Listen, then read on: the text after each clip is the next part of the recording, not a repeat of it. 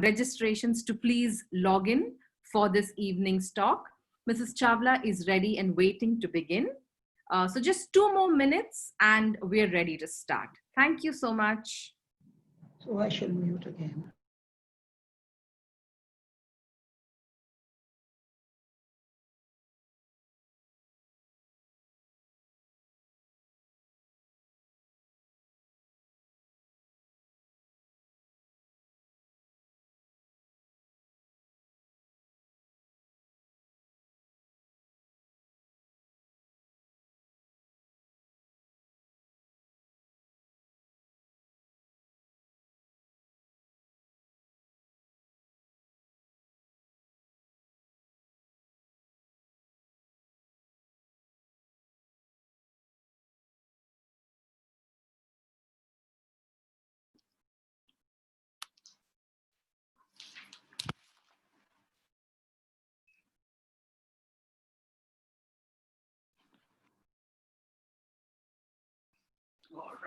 Good evening, everyone, and thank you for joining us today. We are now ready to go live.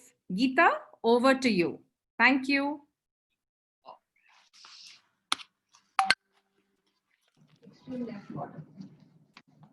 Okay, so good evening and a very warm welcome to each and every one of you who's watching us through the webinar platform and on the Facebook Live platform.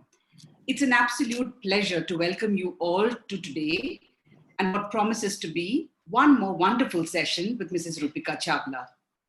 On behalf of Chairperson Ravi Varma and my fellow trustee J. Verma, I extend a warm welcome to each and every one of you. To you, Mrs. Chawla, especially a very warm welcome. It has been an activity-filled couple of months at the foundation, and ever since Zoom has become an integral part of our lives, RRBHF has strived to raise the standard to an even higher level. And why won't we? This is our 5th year since the inception of the foundation, and we had planned to make it a memorable one for all of us. No doubt, the pandemic has affected all of us at different levels. But trust me when I say this, that it has made us stronger, made us believe in the good, and made us reach for things that we may otherwise have overlooked. If anything, it has ensured that art has no boundaries, and any talk and lecture connected with Ravi Varma art shrinks the world globally. To mark this 5th year celebration and keeping 5 as the theme, we had planned 5 events with renowned artists, scholars, and in the art field, giving their insight into Ravi Varma and his art. The topics are all new and for the first time on this platform. Today, an interpretation of Ravi Varma's Puranic paintings by Rupika Chawla has without doubt the largest audience. I have personally known her for a long while now, even before I was at the helm of the foundation. And each time I hear her talk, I feel she gives more insight into the artist. It's little wonder then that she is so popular and her talks are so well received. Mrs. Chawla has given 2 talks for the foundation last year, one in April and one in December.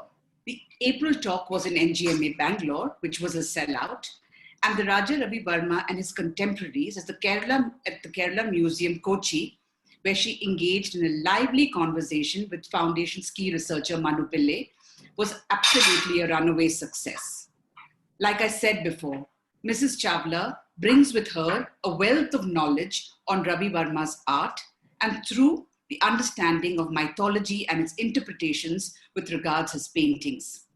Many of you who are attending today may be aware of her book, Raja Ravi Varma, Painter of Colonial India, which is the #1 book and a magnum opus, if I may say so, with its extensive details of its paintings, its history, and where they are housed.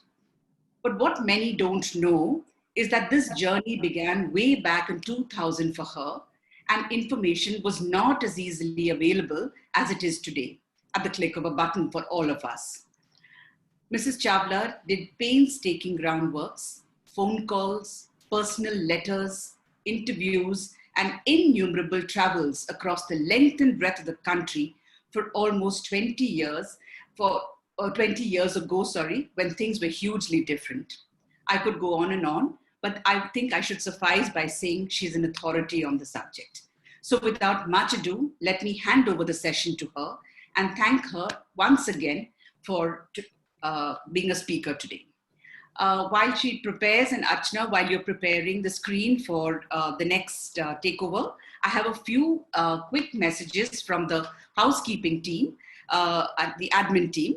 At the bottom of your screen, you will have an opinion poll. Whenever you're free through the session, click on it and you can fill it. It'll come alive once the session begins. There's a Q&A box at the bottom of the screen. Feel free to punch in your questions. I don't promise everything, but I'll try and take as many as I can at the Q&A session. The session is now Facebook Live because we were quite sold out as far as spots were concerned on the webinar. So to all our Facebook viewers, a very warm welcome from all of us. Please pose your questions there. I will personally take it to Mrs. Chawla as I'm monitoring it myself. So that's it from me. Welcome, Mrs. Chawla, all yours. Thank you. Thank you. Thank you very much. And thank you so much for your gracious words, Geeta. That's very, very kind of you. This is quite a different kind of communication, at least for me. But I suppose this is here to stay for a long time now. I want to start my presentation, first of all, with a brief introduction to this painting that you see on the screen. That's a portrait of Raja Ravi Varma, made by his son, Rama Varma. And he's made his father just the way his father was known, with his palette, his brushes, varnish, turpentine, palette knife. So that's his father. Rama Varma, incidentally, never became quite the artist his father was, because he had neither the vision nor the imagination the way. But Ravi Varma was special. Now to my presentation. June 1904, Ravi Varma and Raja Varma, his brother, journeyed to Mysore to discuss a series of paintings that the new Maharaja, Krishna Raja Wadiyar, wished to get commissioned. Now, that's Krishna Raja Wadiyar. And this is a portrait of Krishna Raja Wadiyar made by Ravi Varma during this visit. When he was making this, he sent a message to the secretary to say, please ask His Highness to wear lots of jewelry, and so that when we make the portrait, he will really look very regal. So this is the portrait he made. Ravi Varma and Raja Varma, his brother, had already naturally visited Mysore before when the previous Maharaja had invited them. And now Krishna Raja Wadiyar was getting this new palace constructed.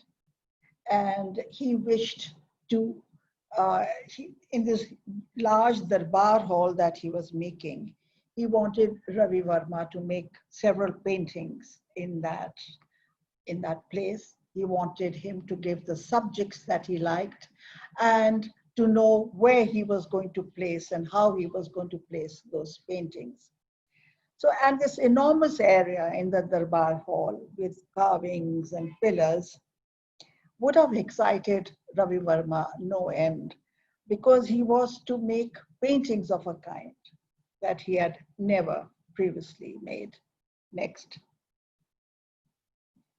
Some of you would have seen the Darbar hall in Mysore Palace.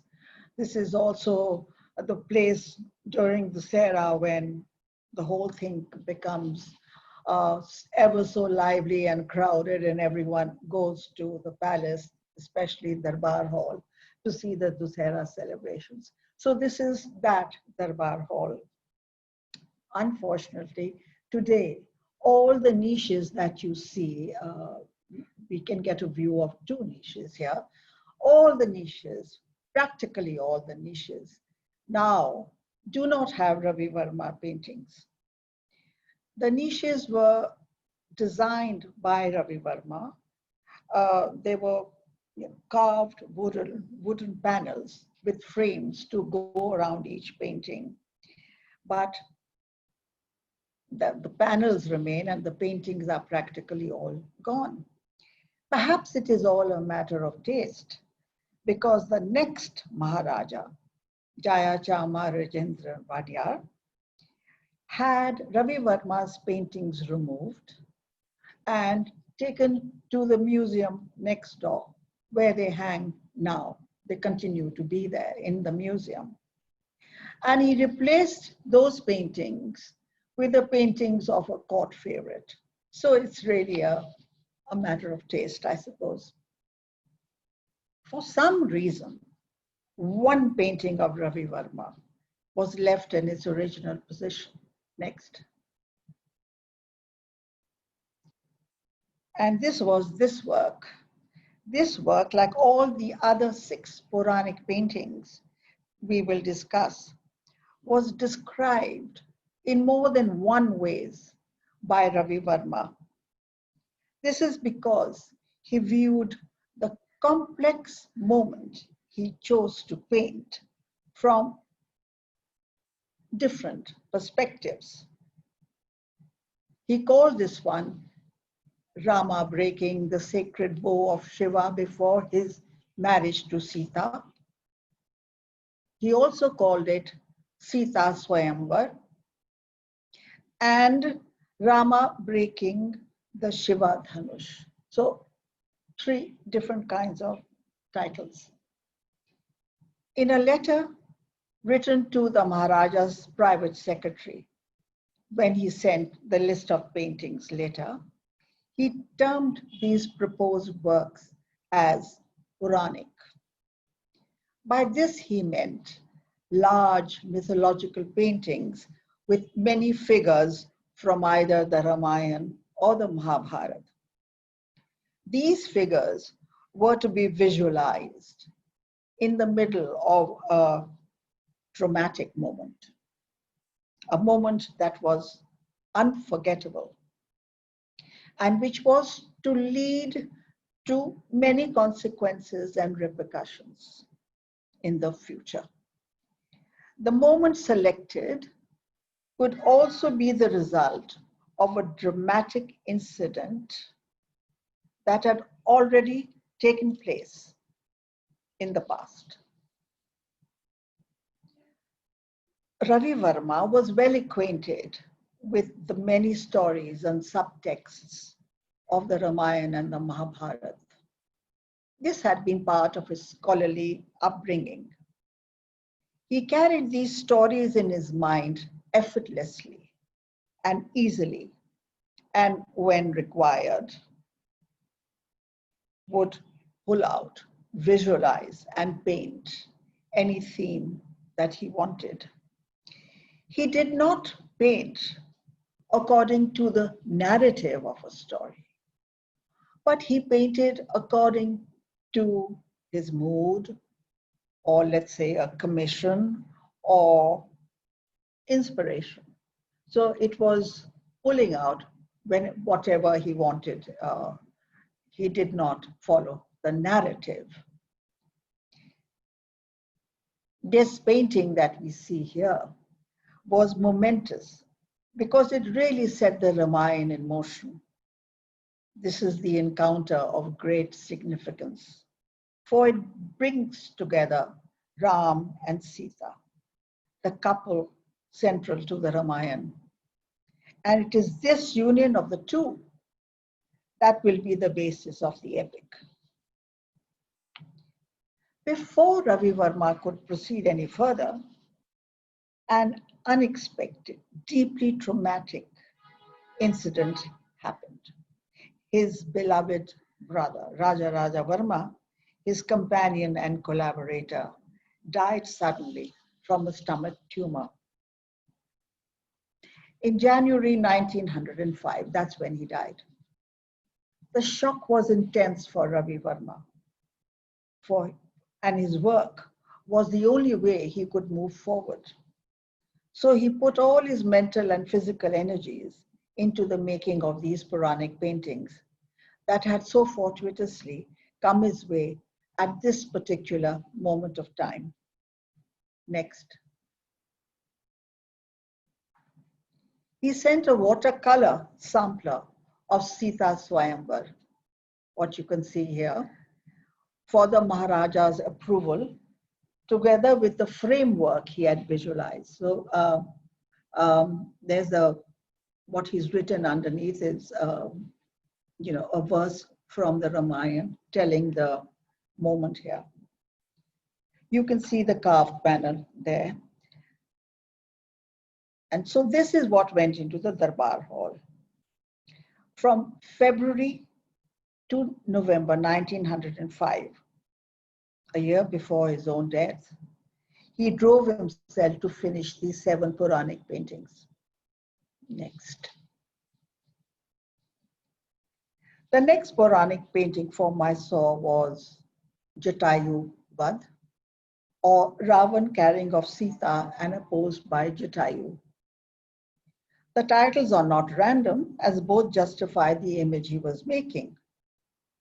At this stage of the epic story, events have changed rapidly from a peaceful sojourn in the forest to one of high drama.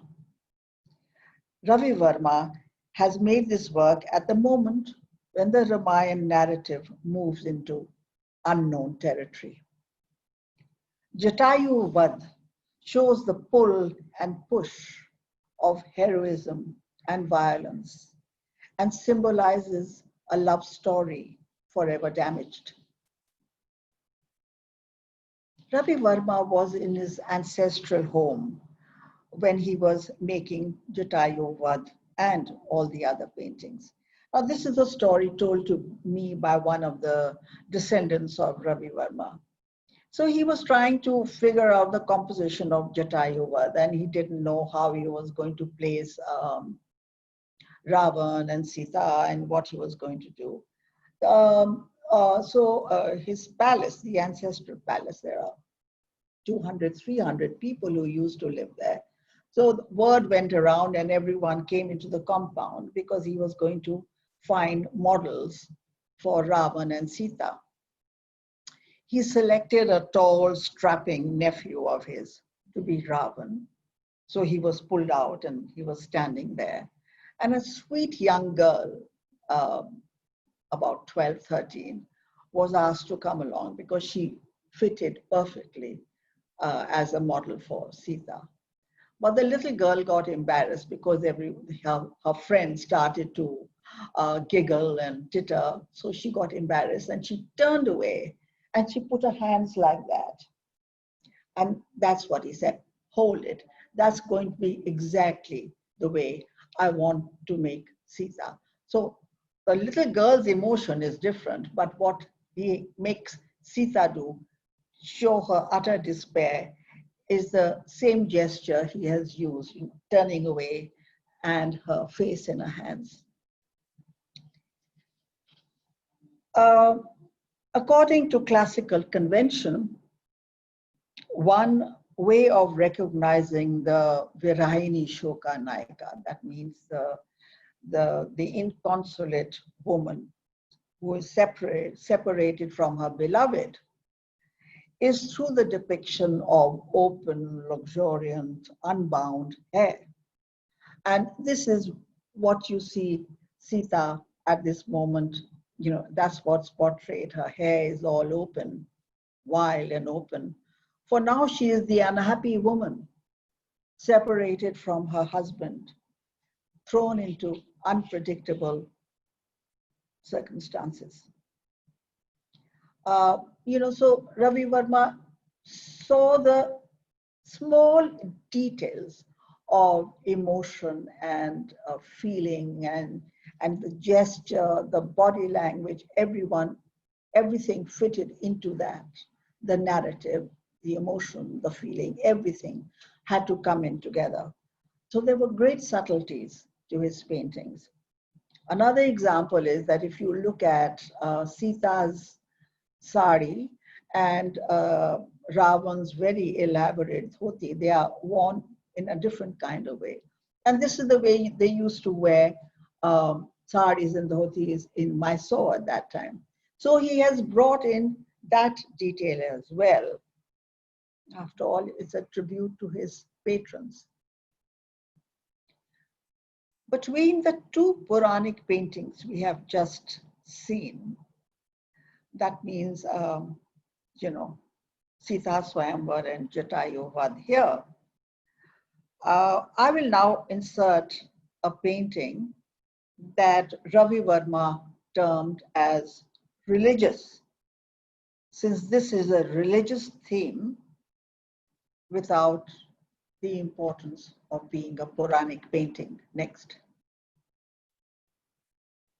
This is Ram, Sita, and Lakshman crossing the Sarayu on their way to exile. This is not the painting made part of the seven. This is made at some other moment in his life. So, but I have just brought it in as a context to how the narrative goes.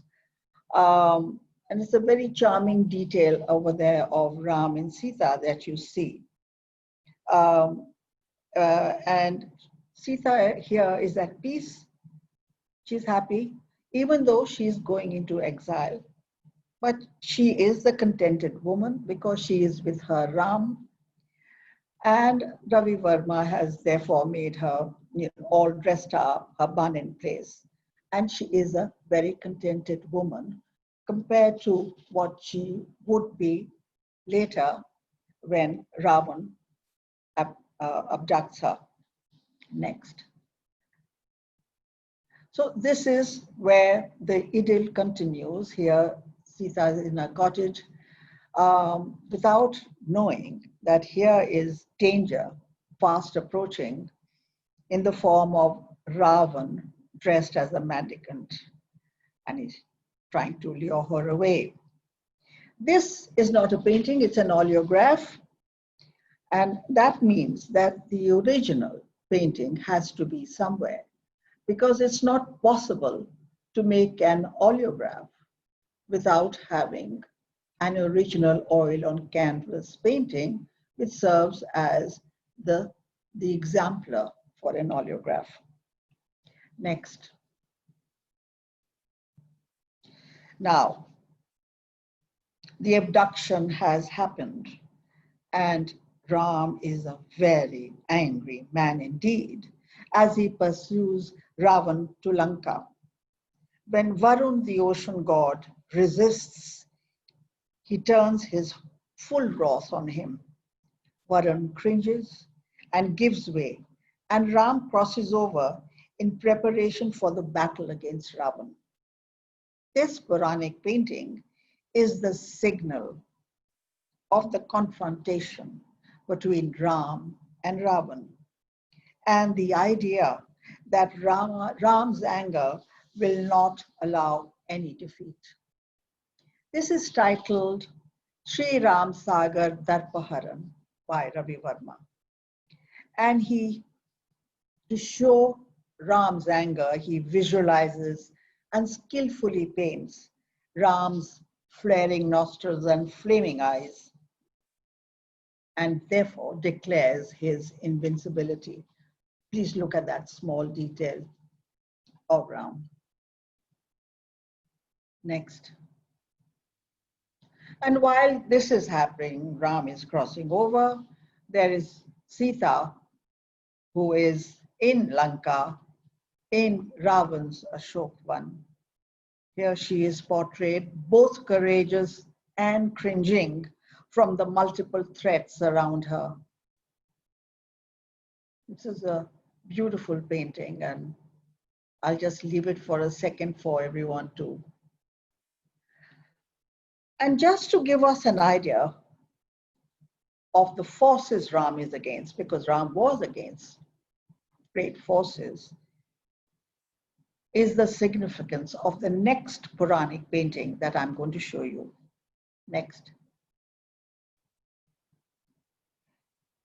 In Ravana's words, this painting is defined as Indrajit, presenting to his father, Ravan, the trophies of his conquest of Swarg. It was also called Victory of Meghnath or Indrajit. Meghnath, Ravan's powerful son, had defeated Lord Indra and the other gods who were in Swarg and conquered Swarg, which was, of course, no small feat. He was then called Indrajit because of his victory over Indra.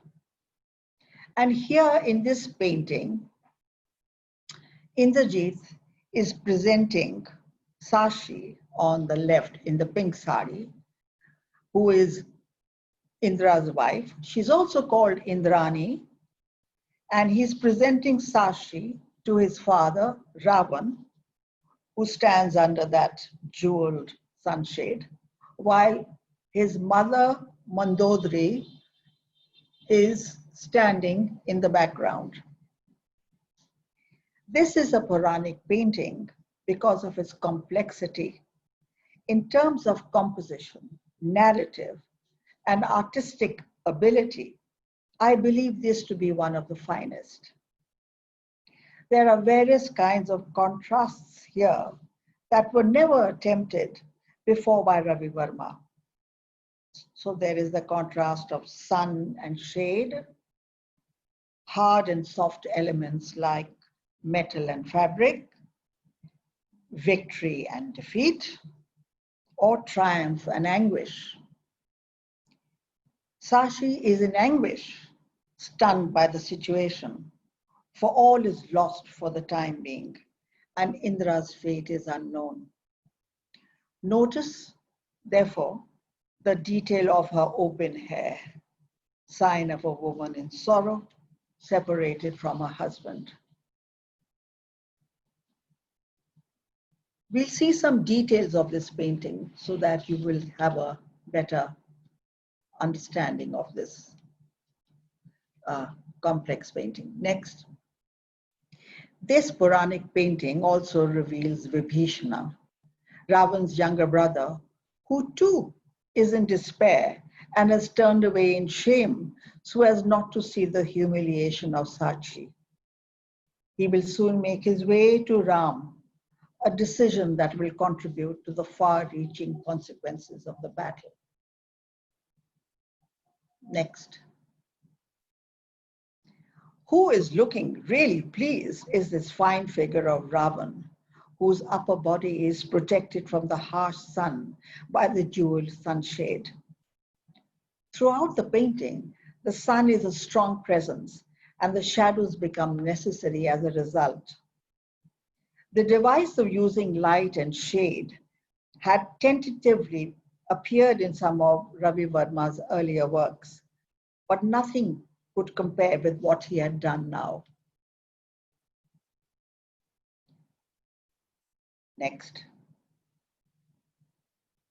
Details of the same painting also show the contrast of skin tones, dark brown and pinkish fair, defining those who work in the sun and those who don't, spending time indoors, protected from the sun. There is also, therefore, the contrast of leisure and hot, sweaty work outdoors. The light-skinned Sachi is placed next to her dark-skinned handler, and Mandodari stays away from the sun while watching the proceedings below, gently fanned by her dusky attendant. I have no idea when Sachi's breast was covered with white paint, but as far as I remember, it's always been this way, and it's not original. Next. A similar play of skin tones is in the last painting that we will see. But here is just a detail to show you the contrast of light and fair, of fair skin and dark skin.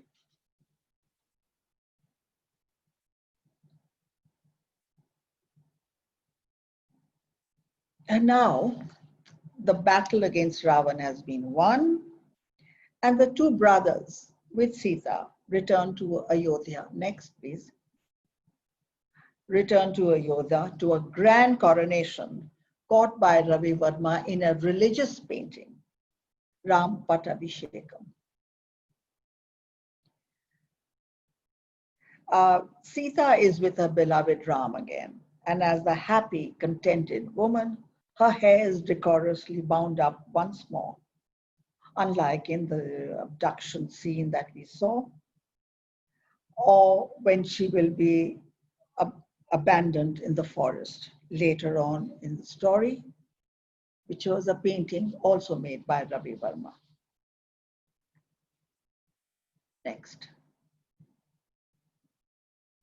We will now proceed on to the Krishna theme. The first Puranic painting of this series was titled by Ravi Varma as Sri Krishna and Balram releasing their parents from prison.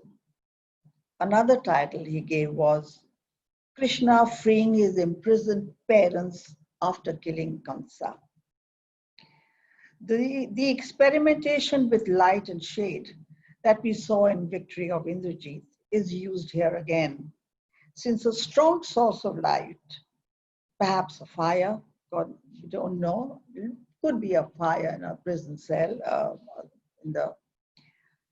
brings shadows to the painting. The strong source of light is bringing, you can see all kinds of shadows to the table, to the man standing below the arch. You know, there are so many shadows there. The locksmith is casting shadows. So here is Krishna, the child, but not the child, who gestures to the locksmith to open the manacles that bind his parents' ankle. And all the while his biological mother is embracing him. The locksmith portion, if you have a look, was obviously damaged, and it has been very clumsily overpainted. This is just to let you know that that's not part of Ravi Varma's original work. Now, also please notice, and we're going to see that he's made, he played with natural fair skin for Krishna, and he went to a blue skin. So now we're going to see how he did the blue skin, because, so next please. This is just a second before what we have just seen, where he's freeing his parents. Here is Krishna with a beautiful blue skin. And here they have arrived in the prison painting. They have arrived straight after killing their uncle, Kansa. This small painting is an exemplar actually for oleograph production. This was not termed Puranic naturally, even though there are both action and consequence in this work. Krishna's skin is blue, unlike the earlier work which we saw. Ravi Varma played with skin color or blue. For Krishna, who is the sham-colored god, the color of darkness as the sun goes down. Blue represents Krishna's dark skin, a device used in other forms of traditional paintings as well, especially in the Tanjore style, with which Ravi Varma was very familiar. Next.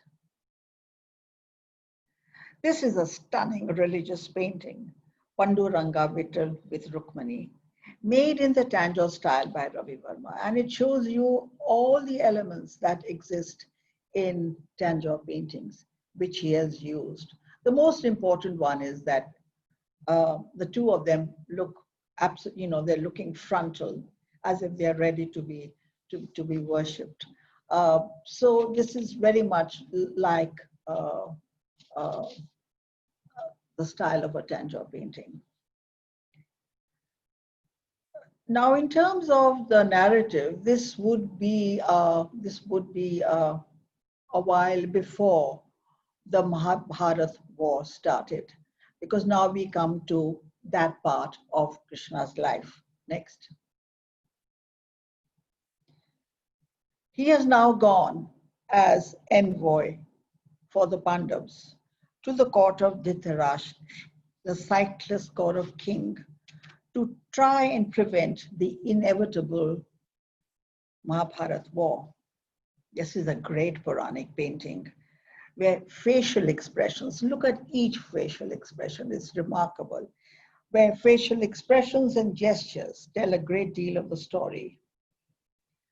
Now you can see Dhritarashtra on the left, the blind king on the left, the sightless king on the left, seated. Next to him is Bhishma, and he's got his hands to his ears because he cannot bear to hear what he is hearing. I mean, what he doesn't want is such a break in the family, and that is exactly what is happening. You can see the two aggressive brothers, Duryodhan, who is absolutely in the center with his arm extended, and Dushasan. They are aggressive and very, very angry. And of course, what they are trying to do is say, tie them up, tie up Krishna, tie up his companion, tie them all up. So that's what he's trying to do. And Satyavati, who is Krishna's companion, you can see him in 3/4 profile behind Krishna, is trying to retaliate in kind. Now here is Krishna, the regal Krishna, sitting in front, his feet on the footstool, calm and composed. He is Krishna after all. And he's not even looking back, but he has taken, he is holding Satyavati, restraining him with his hand. And interestingly, there is also a man. You can find him just a little behind Duryodhan. Ravi Varma has actually made a man who's sleeping right through this very high drama. Now, Ravi Varma is known mainly for his lovely women, for painting lovely women and royal portraits. But here is a painting with several men, and there are absolutely no women in sight. But this is a painting which is so exquisitely crafted that we're not missing the women here at all. Next. A detail. Krishna's skin is brushed on with subtle shades of pink and that go towards blue and purple, depending on the depth and volume that Ravi Varma required to make Krishna's body. The length of brocade that you see on Krishna's shoulder is the painted replica of an actual brocade fabric that the Maharaja of Mysore had bestowed on Ravi Varma on his earlier visit. By placing the painted version on Krishna's shoulder, Ravi Varma is letting his patron know how much he appreciates such a gift and that gift is worthy of being placed on Krishna's shoulder. I guess patrons need to be flattered, rather well too. Next. Last but not the least is this Puranic painting viewed by Ravi Varma from two different angles. He saw it either as Matsya Gandhi or Bhishma's real self-sacrifice. Matsya Gandhi, the fisherman's daughter on the left, was the cause, and the self-sacrifice, the consequence. There is the love-obsessed King Shantanu in the middle, with the fisherman father who has just driven a hard bargain with Bhishma, the heir apparent. Bhishma has agreed never ever to marry, to relinquish the throne, and to allow the son born to Matsyagandhi to be the next king. All circumstances have henceforth changed. It is Matsyagandhi, also known as Satyavati, whose descendants will now be kings of Hastinapur, not Bhishma.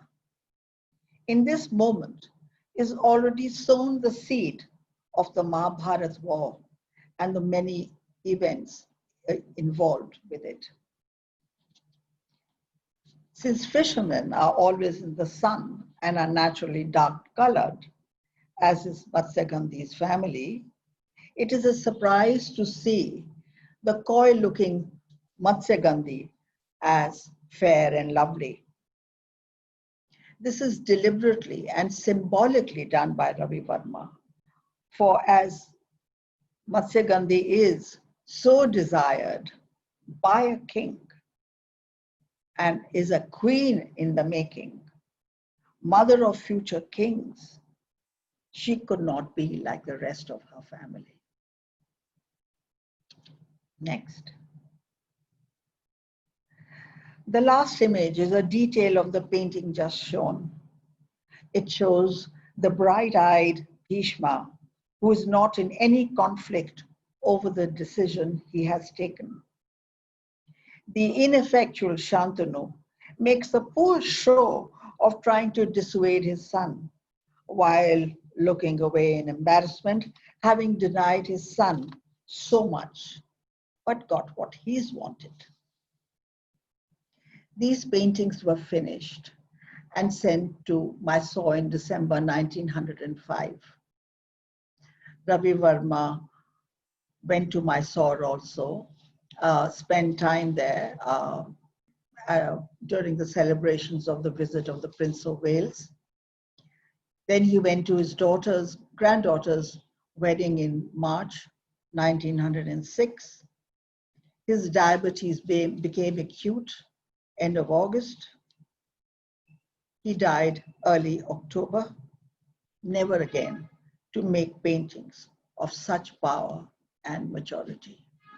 Thank you.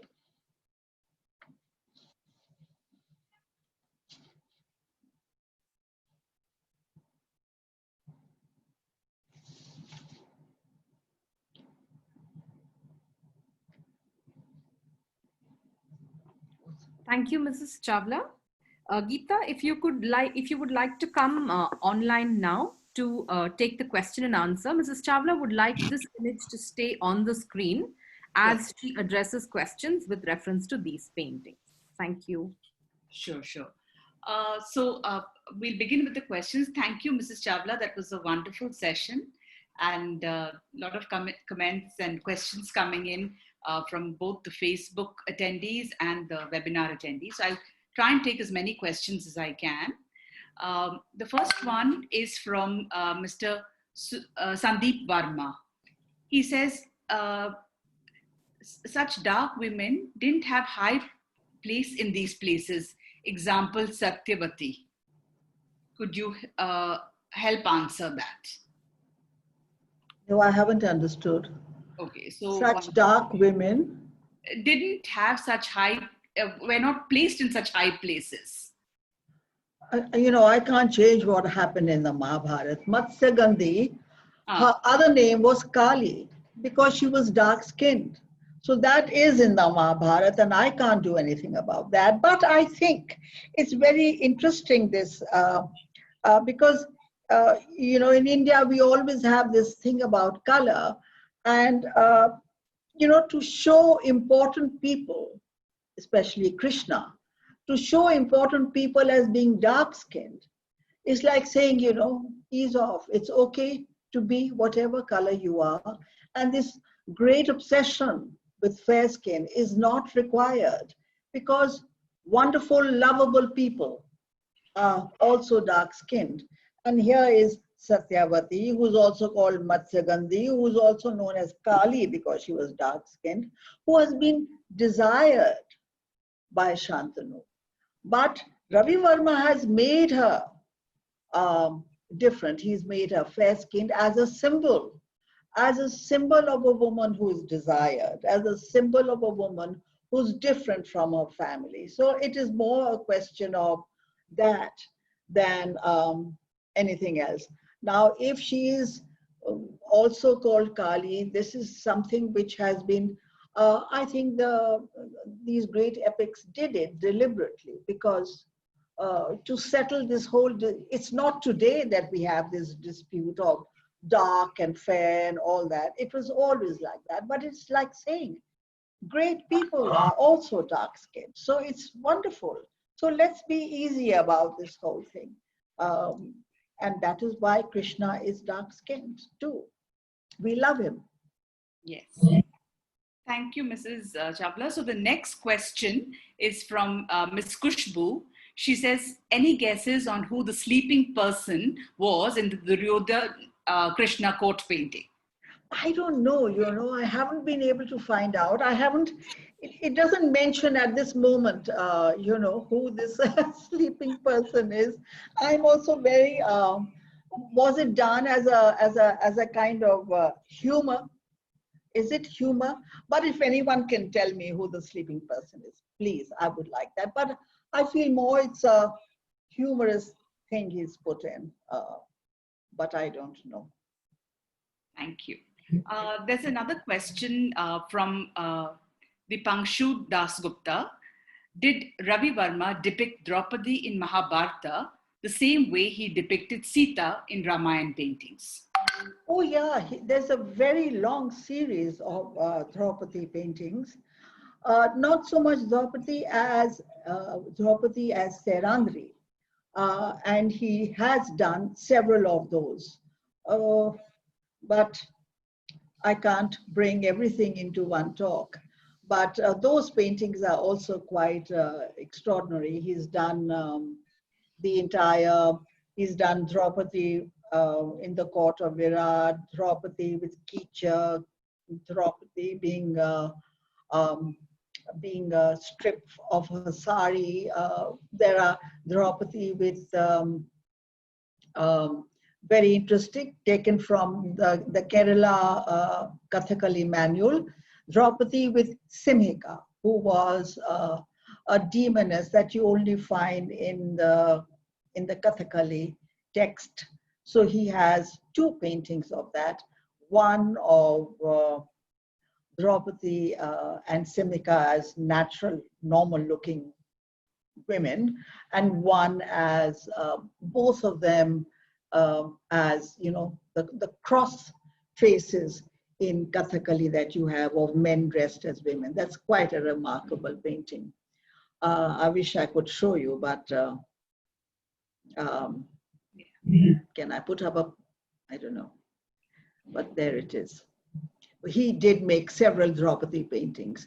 There is also one beautiful painting of Draupadi when she's been told by Sudeshna to take the wine jar to Kichak. This is just before the attempted rape scene. And as Draupadi is taking it, she's weeping into her sari. And she's walking down the steps to go to him. So there are several Draupadi paintings. Yes, there are. But as yes.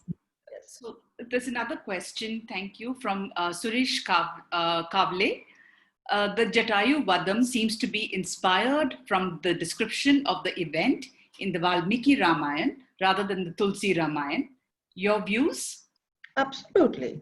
Absolutely. He was following Valmiki. I mean, that is, let's say, the first and original. Yes, and it was very much from there that he took this. Or rather, it corresponds to that, yes. I have a question here, but of course, the attendee is anonymous. He says, Ravi Varma was the first to give gods and goddesses a figure and form. How and where did you think he got his inspiration from? No, I wouldn't say he was the first to give God's figure and form. I mean, there were always regional paintings that had, but what he had done is something completely different. He he first of all uh, he had the medium of oil painting, of oil paints, with which he could make realistic figures. Earlier on, there were no realistic gods and goddesses made by anyone. Everyone was following a regional style of painting. So everything was kind of stiff, and there was that. But he changed it. He made them human. He gave them a kind of realism. He put them within a context. He put them in with emotion and drama. He did many other things. He took them away from being just iconic gods. He made them almost in the middle of a drama, an act, an action, a consequence of something, sorrow, tragedy. I mean, even that. So he took them away from just being iconic gods, from just staring still, looking at the devotee, into gods and goddesses who were living, breathing, who were doing things in their lives.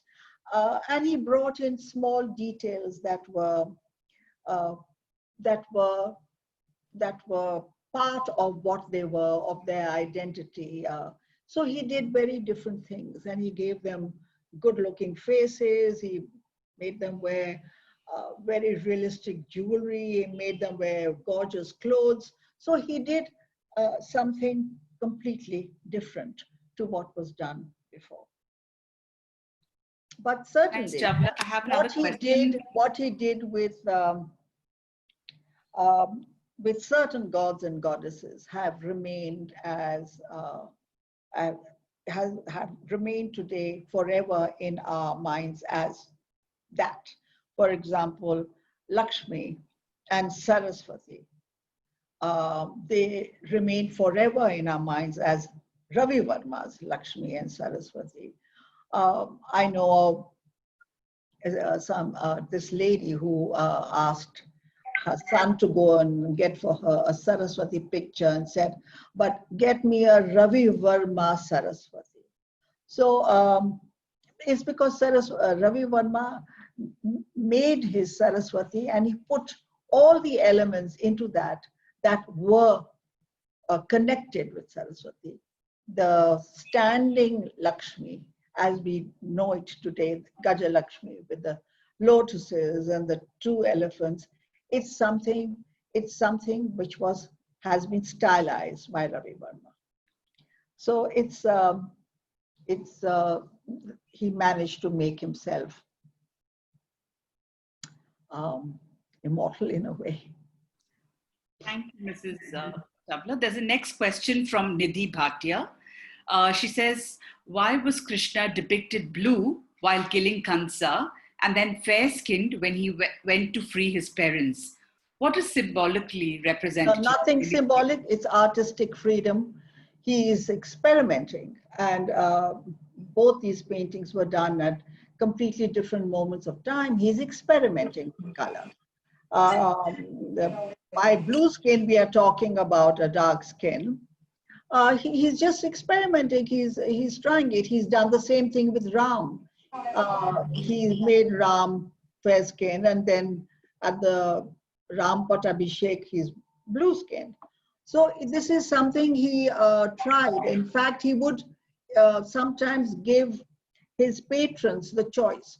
Would you like this letter he wrote to Secretary of the Maharaja of Mysore? He said, would you like Ram to be blue-skinned or fair-skinned? So obviously he was told fair-skinned, because when finally the Sita Swayamvar painting was made, Ram is fair-skinned. So I think he used to play around with that. There was no nothing symbolic as having him as fair-skinned in one painting. And but Okay, so another question is, do you consider Ravi Varma's era as the beginning of modernism in India? If so, is it absurd almost that we do not have movements in painting in India as there is in Europe? very difficult to say. We do have movements, like now we are completely caught in the postmodernism movement. But unfortunately for us, we follow the West, which is very unfortunate. We don't follow what is natural to us. But now that's something. But Ravi Varma had Ravi Varma managed to create his own genre of paintings in a way where he brought in what was very traditional, very basic, the root of what the Indian people identified with. He brought that in with Western techniques and Western materials. Oil paints were not Indian, are not Indian to start with. Oil paints, realism, all that he used was something that came from the West. So he is influenced by that because he is living in colonial India. He takes that in because he finds it very, very attractive and suitable for his purpose, because he does not wish to make static works. He wants to create narrative and drama and gesture and emotion and beauty and the finest of sentiments in the story that is involved. And he can't do that with watercolors, because watercolors dry so fast. And he got these oil paints, and he loved it, the canvases. But his upbringing had been so traditional, and it was all in his head. Now he combines these two together. And he was the first one who combined two very different elements and brought them together in the way he did. Unfortunately for him, during the Swaraj movement in 1905, just a little while before he died, when they were, talking about banning and burning everything that was foreign, they had to find a scapegoat in art also. Ravi Varma was made that scapegoat because they said he's Western, he's using foreign elements. By that, they meant he was using oils and canvases and Western methods, even though his heart was so Indian. And he was called anti-national. Well, he died, so he wasn't there to make any more paintings or to defend himself. And for several decades, Ravi Varma continued to be considered anti-national, though, he was as intrinsically Indian as anyone else. Maybe also, so he understood the subtleties of the epics and the Puranas better than most people. So that was an irony, a deep irony. And he became unpopular for several decades. With that died the art, the desire for realism in art. So no one wanted realism. No one wanted realistic portraits. No one wanted all that because that was identified with what the West did.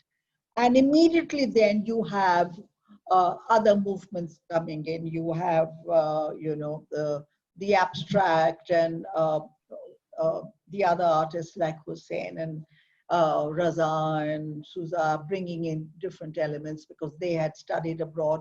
So the whole thing changed. And it's taken many, many decades for Ravi Varma's realistic art now to be recognized. But there are not too many takers, even now, for that art. It's only really Ravi Varma. True. Thank you. So, a simple question. How many paintings do you think Raja Ravi Varma made in his lifetime approximately?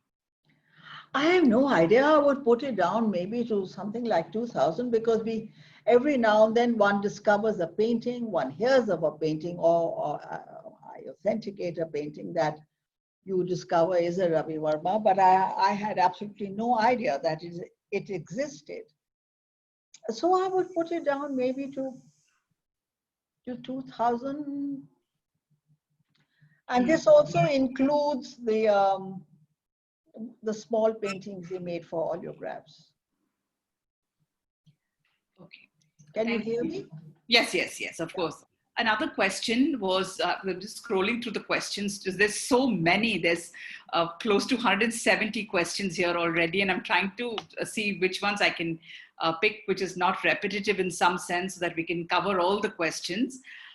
So the question is, do you think Ravi Varma is responsible for putting clothes on gods and goddesses and altered later divine imagery in India, as most of the ancient stone sculptures celebrated nudity of the divine? No, the ancient sculptures were not nude. Actually, they were not. They were clad in a very, very, very fine muslin cloth. Because at that time, when these sculptures were made earlier on, there was this very fine muslin cloth that used to be made in what is now Bangladesh. It used to come and spread over the whole country, and it was also exported for centuries. That was so difficult to make that only the upper class, or let's say only the gods and goddesses, could afford to have that.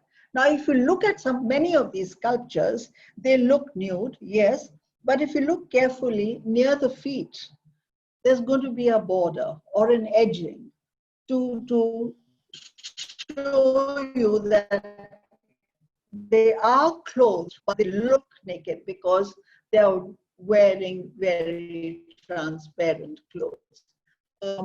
So there is this very fine mulmul that was made at one time.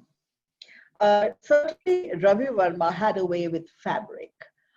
If he was wishing to show velvet, it looked like velvet and satin and silk and cotton, whatever he wished to show. Certainly, he did a lot of that. He was able to give fabric the sense of what it was.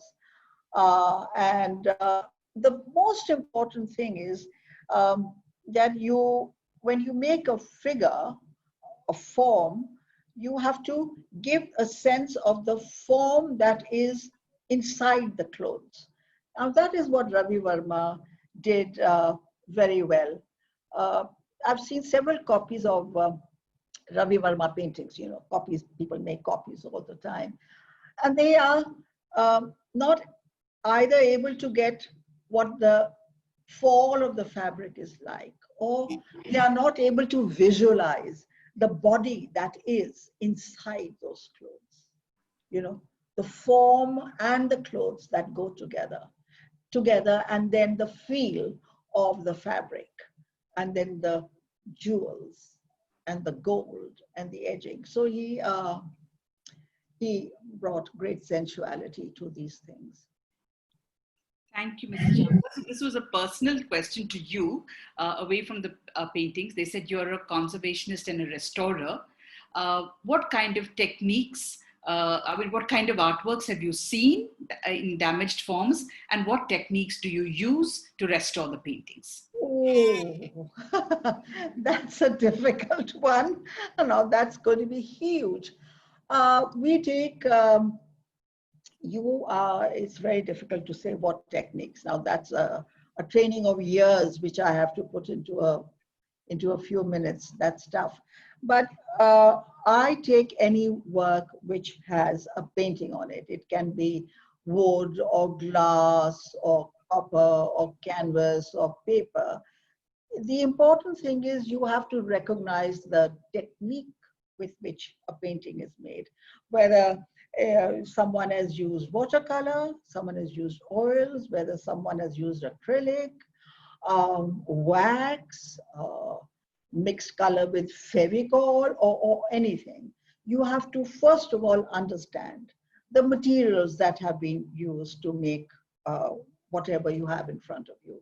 And it is only then you get down to restoring. Now, when it comes to the preservation, the conservation part of it, you have to, we don't overpaint. You remember you saw the painting of Krishna freeing his parents? Yes. Now, the ironsmith, the locksmith, he's obviously, it was damaged and someone has colored over that. Now, that's not what we do.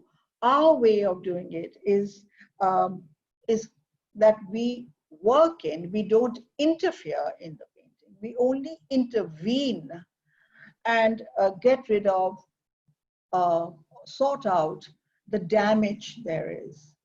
And when we are finally finished with it, if you have done a good job, it will not look as if anything really was done. You therefore clean, you clean dirty paintings. Now what happened, for example, let's just keep to Ravi Varma. When he was declared anti-national, so he was out of fashion also. So people threw, palaces and large homes. They didn't want to hang paintings of a man who was anti-national. At that time, nationalism was very high. So his paintings were thrown away. Now when the tide turns and everything comes back, these paintings are taken out. They were torn, they were filthy, they had cobwebs, scratches, holes, dents, all kinds of things, which had nothing to do with Ravi Varma's technique, but these things were there. So you then clean them, which involves you repair the tears.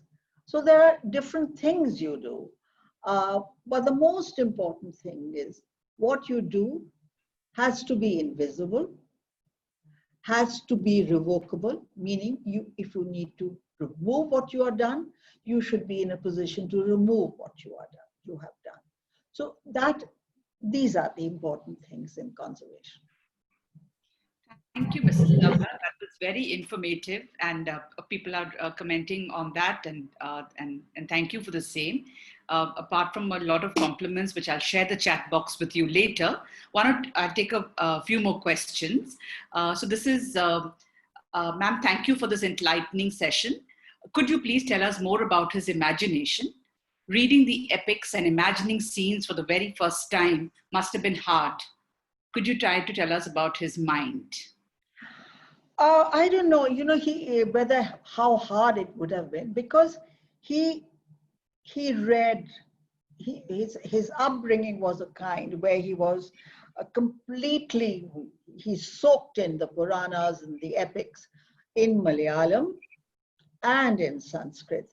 So he had a very fair idea. And when it came to paintings, he had, like I was talking about Serandri earlier on, and Simika. I mean, he even knew the Kathakali texts. So he had read so much.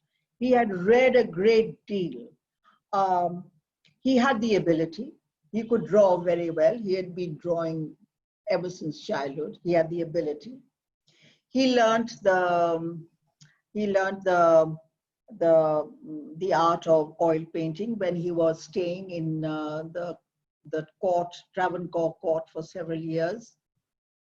He was used to luxury and he saw many palaces. So he was aware of the architecture, the pillars and the curtains and the floors. He was aware of all that.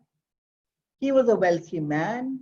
He met all these kings. So he had a very fine idea of jewelry, clothes, fine clothes. So he himself had a jewelry collection. So he had he was, he had seen a lot, and he had even seen his own family life, his life in his large ancestral home, where he has made paintings of, you know, people from there, from wearing the mund and the veshti, and with tying flowers in their hair and playing the veena. So he's done different kinds of things because he was exposed and he was an adventurer.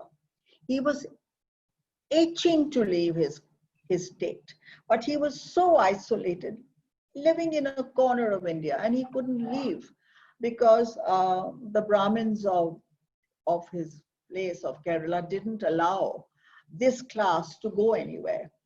Along came the railways near Trichur. They stopped there, and he hopped on, and he was traveling in trains everywhere. His life was nothing but train journeys. He went everywhere. So he was exposed to a lot. And his mind was a very adventurous, forward-looking, he was a visionary. Well, that's just the kind of mind he had. But he was also exposed to a great deal of things. He wasn't a man who didn't know what jewelry looked like, what, you know, palaces looked like, what pillars and domes and anything looked like. He had a very good idea. So he was able to bring it all, integrate it into his paintings. And he had the lively imagination. He was a man with a great mind. And once he was out, he was no holding him back. Thank you. Thank you, Mrs. Chawla. The next question is from Mrs. Vanamala Parthasarthi. She said, you mentioned about the use of color. This goes back to your presentation, actually. She said you mentioned about the use of color for Indrani. Would you be able to repeat that, please? Because I didn't get it. As far as Sita was concerned, the Ramayana mentions that she wore another kind of dress. So could you just go through that? Because I think she missed that. Maruvari meant for the exile of Vanaprastham. As far no, as she didn't. Sita wore a blue silk sari because they did not wish her to wear clothes for Vanaprastham. And what about the use of color for Indrani? Will you be able to repeat that, please? You mean the pink sari she wore? Yeah. The use of color of her skin or the pink sari? Color for of her skin, I think. Well, I was talking about Indrani. Naturally, she's a goddess, so they had to be, she was fair-skinned. So I was just comparing her with her handler, who's a rough-looking man, who's holding on to her. So I don't understand what... the question is, okay. We'll move on then. Is it fair to say that he was a first art director of sorts? And would you consider his paintings and that they are inspired from pre-Raphaelites or French schools? You know, that definitely is the case. Now, that's a huge, big topic as well. I don't want to get, you know, there's no place to get into that. He would buy a lot of art books. Now, where was he buying the art books from? There were three shops in Bombay and one in Calcutta. Thackers and Spinks in Bombay. And every time he went on these train journeys to Bombay, he would pick up his art material and the art books. And so he would constantly see the works done by different artists and other artists abroad. He was very much aware of them, no doubt about it. And there were several that did influence him. So if we now get into that and say that, oh, this is Raphael, and that would certainly be the case. But one, you know, is there are several, you know, too many paintings of this kind. If you remember, there is a painting of Manet's, which is called Olympia. I don't know whether you're aware of it, where it's, a courtesan is lying on her bed, wearing high heels, without any clothes, a very beautiful woman.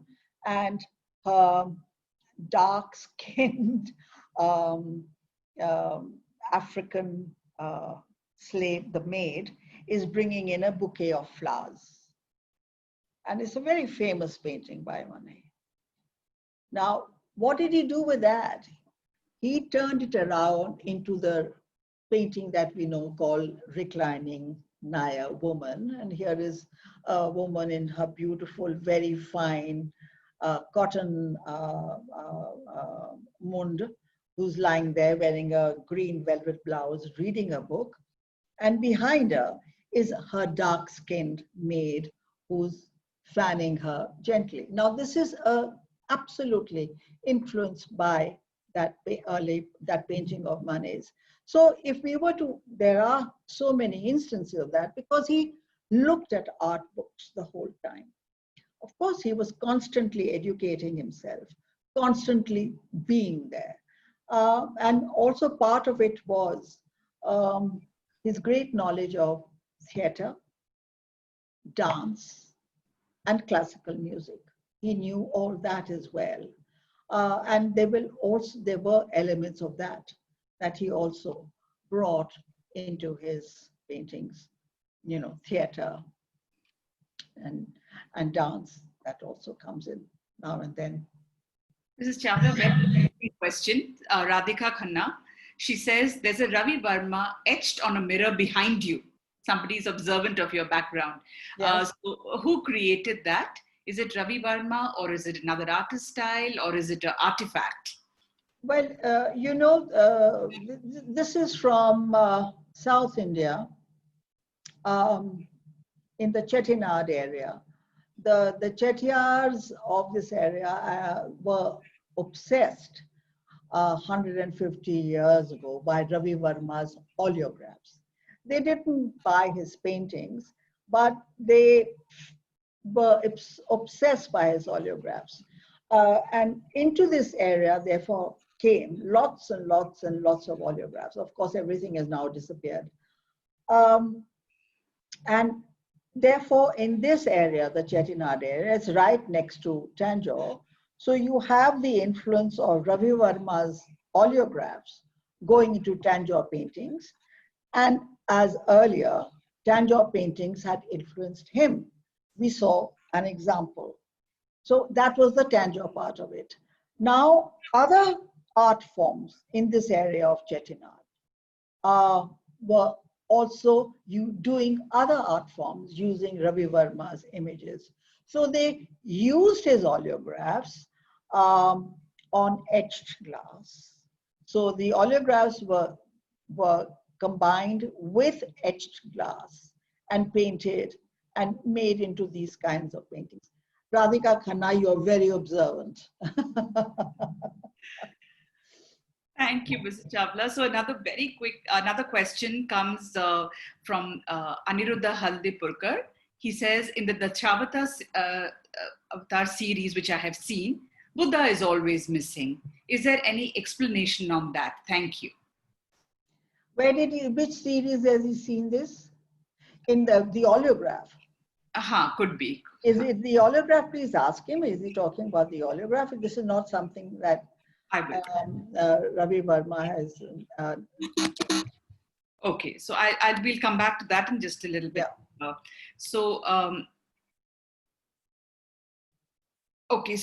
Is there anything under his paintings? What are the layerings of his works? Could you please tell us what colors he used specifically as base treatments, and then of course for his portraits and Puranics? Are there names of paints that you would like to share with us? You know, he was a very lucky man because at the time that he started to paint, which would be roughly 1865 or 1870, thereabout, 1870 more, like that. The British were bringing in, as I mentioned earlier, oil paints and canvases and brushes.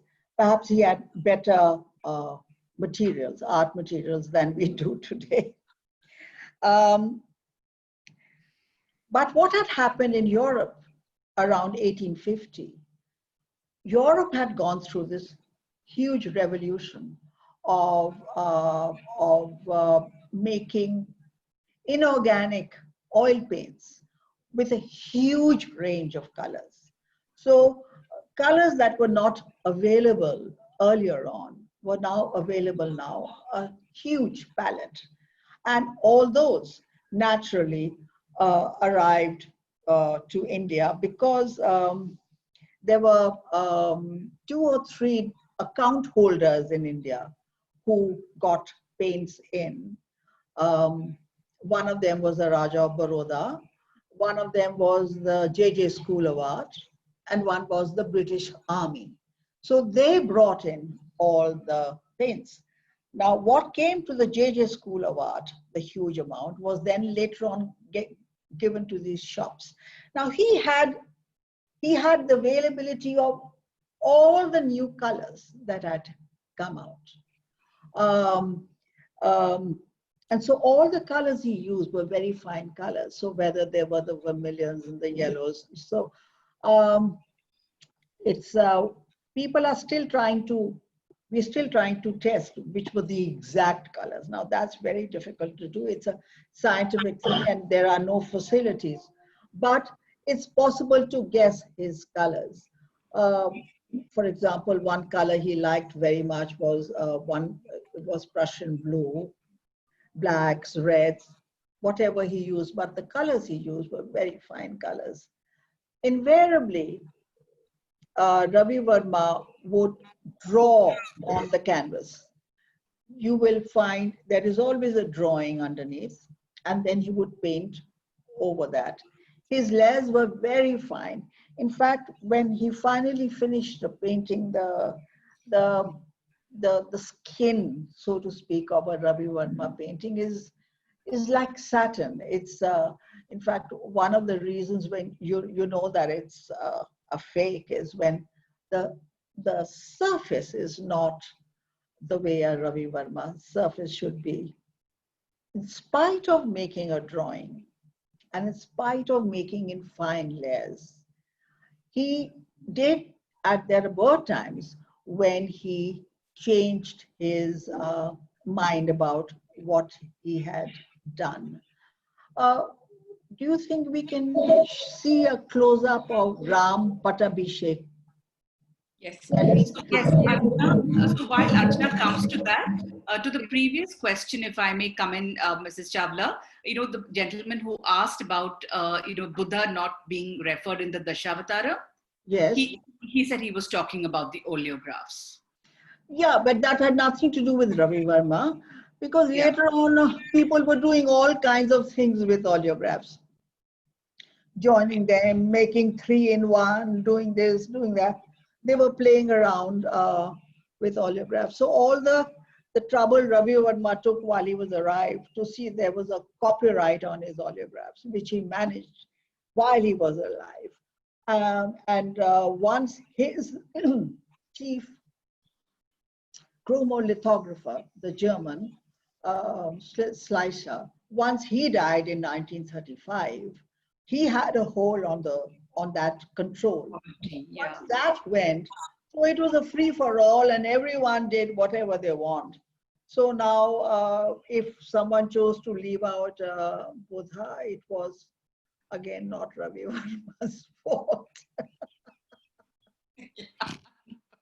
That's sorry. So there's something on the screen. Sorry. So we'll let you finish with this one that's on the screen, and I'll take the last 2 questions. Can we zoom in, Archana? Can to the right side of the painting here, in this corner, Archana? There. Oh, yeah.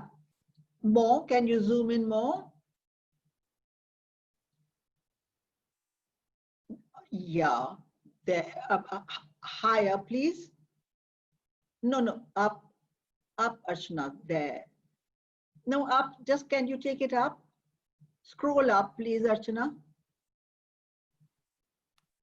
Ma'am, this is the maximum I can zoom in on the presentation. No, can you scroll it up? Yes. Which one? There. And can we see the extreme right, Archana? Yes. There. Now, can you see this faint figure on the extreme right? Can everyone see that, I wonder? Now he had made another figure there, painted it, and then realized that the painting was getting too crowded. So he painted over that. The background green, he painted over that. Now, over time, as the paint thins, as it dries, the paint becomes thinner.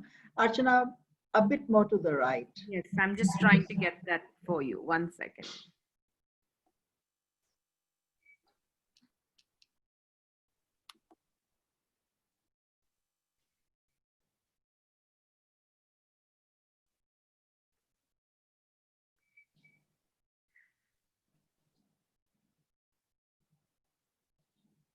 Yeah, now they're getting it.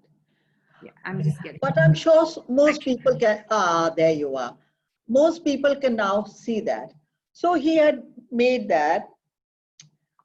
He decided he didn't want it there because maybe it was crowding the image. He painted over it. Over time, when paint dries, it acquires a transparency, especially on the areas like this where he would have just thinly covered over, which is the reason why you can see that figure. Now, there are several paintings where you see images of this kind coming back.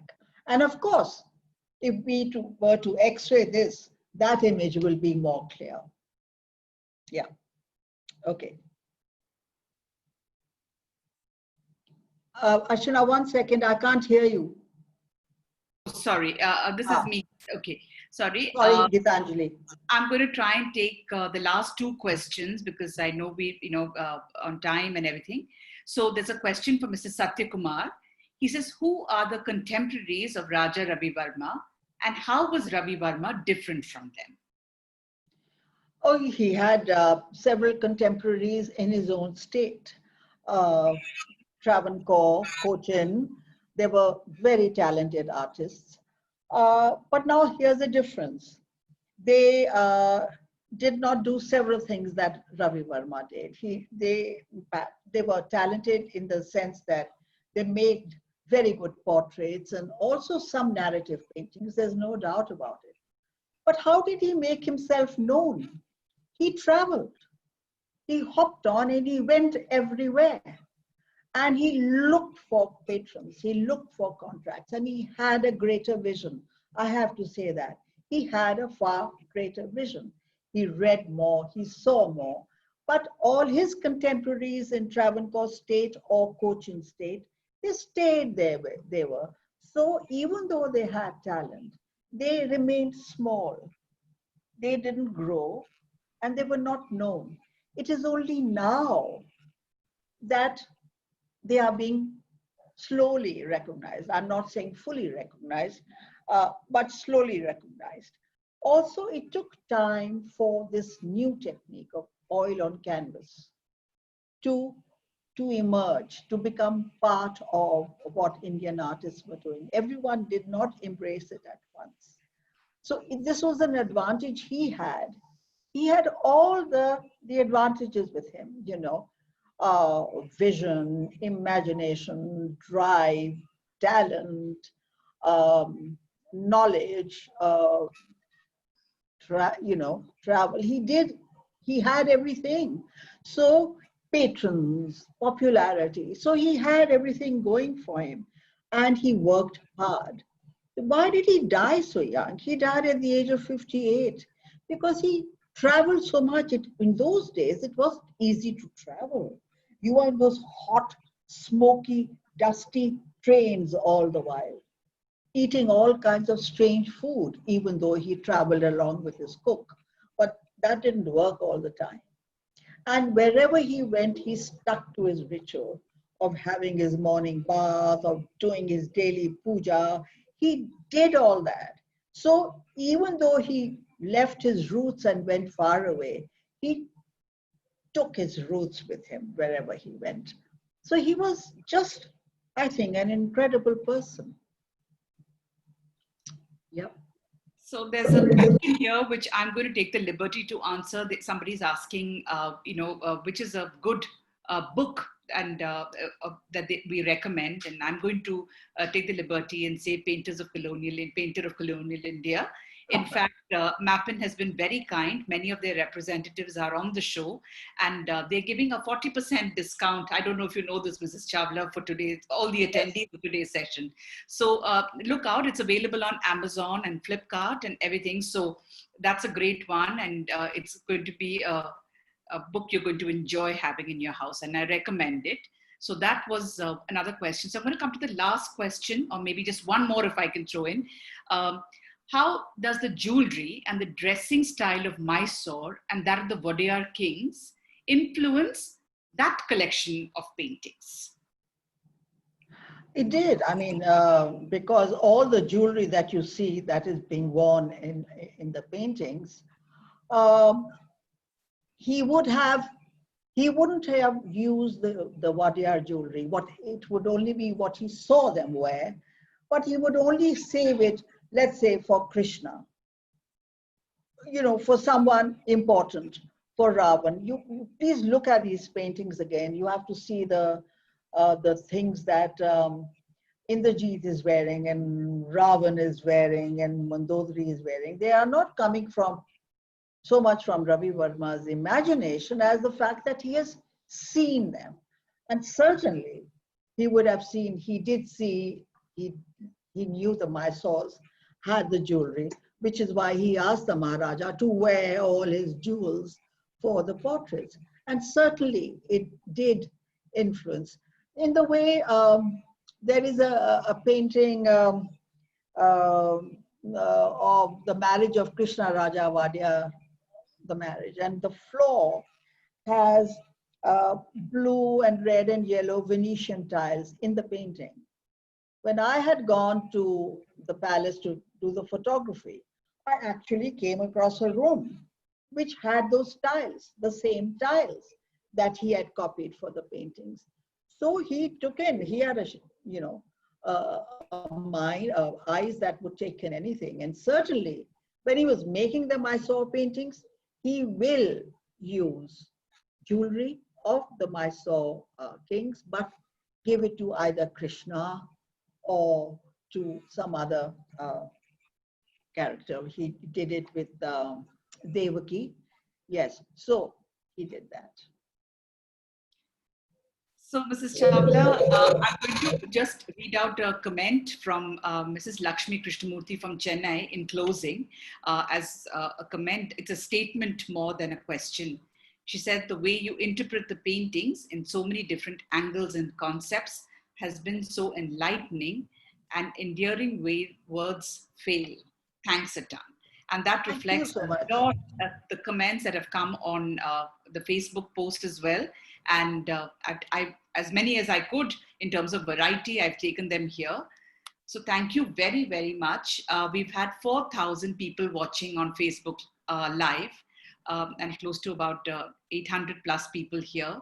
So indeed, I think this has been a fantastic 1.5 hours for all of us. And we thank you so much for attending and participating. And on behalf of all the viewers, the board and trustees of the foundation, I thank you once again for making the time out and attending our 5th year celebration. Thank you so much. It was a pleasure. Thank you.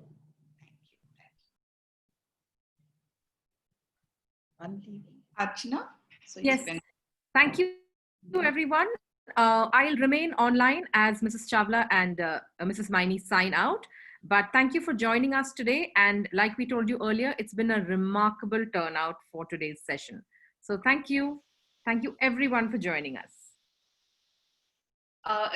We're going to post the recording on Facebook for a while. It's going to be there. So in case somebody joined in late, feel free to go back there and have a look if you're already following our Facebook page.